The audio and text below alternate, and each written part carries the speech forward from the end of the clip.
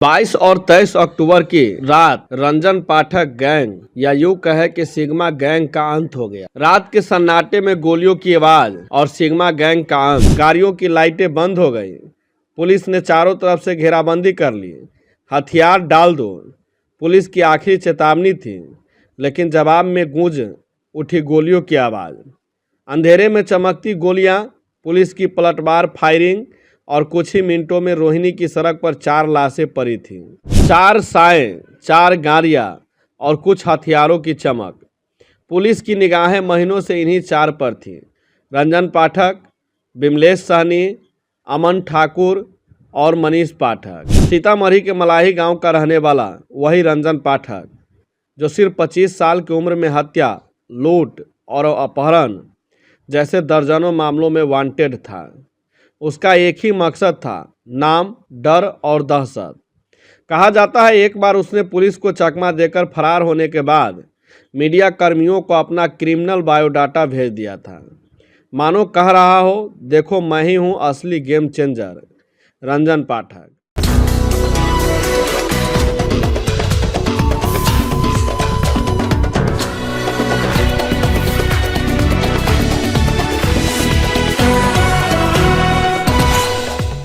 22 और 23 अक्टूबर की रात रंजन पाठक गैंग या यूं कहे कि सिग्मा गैंग का अंत हो गया। रात के सन्नाटे में गोलियों की आवाज और सिग्मा गैंग का अंत। चलिए जानते हैं इस पूरी घटनाक्रम के बारे में। बता दें, दिल्ली की ठंडी होती रात थी। तारीख था 22 और 23 अक्टूबर।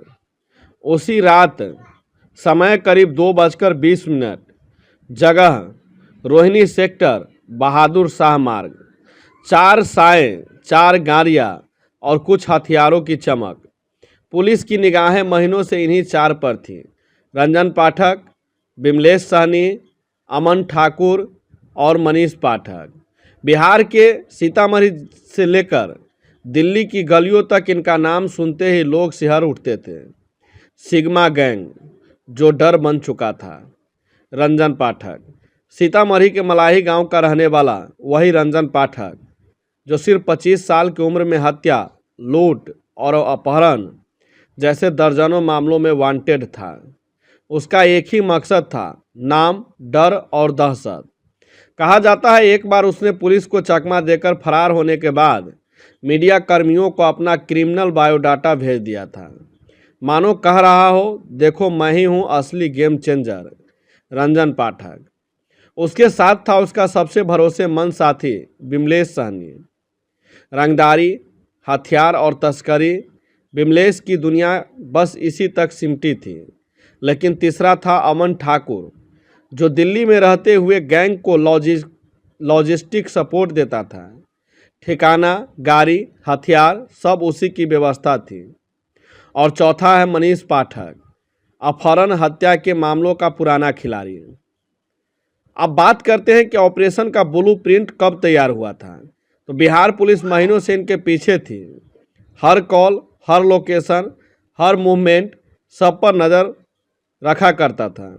जब जानकारी मिली कि पूरा गिरोह दिल्ली में किसी बड़े प्लान की तैयारी में है, तब बना ऑपरेशन का पूरा ब्लूप्रिंट। दिल्ली क्राइम ब्रांच और बिहार पुलिस दोनों ने मिलकर तय किया कि अब नहीं तो कभी नहीं। मुठभेड़ की वो रात जैसे ही घेरा डाला गया, गाड़ियों की लाइटें बंद हो गई। पुलिस ने चारों तरफ से घेराबंदी कर ली। हथियार डाल दो, पुलिस की आखिरी चेतावनी थी, लेकिन जवाब में गूंज उठी गोलियों की आवाज़।